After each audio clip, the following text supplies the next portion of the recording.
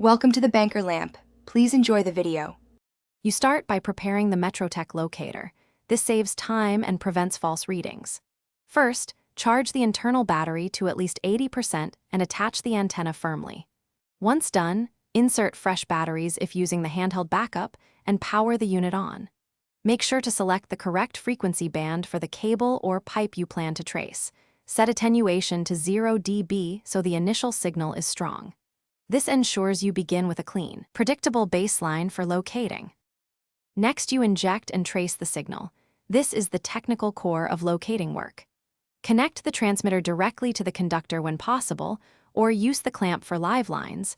Direct connect gives a stronger, cleaner signal.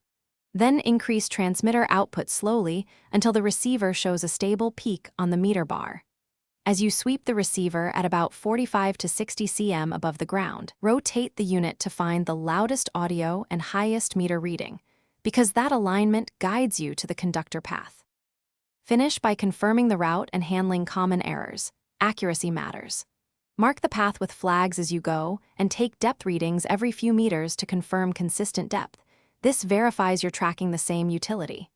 If you encounter parallel signals, use the receiver's notch or rejection feature to ignore interference, because that isolates the target.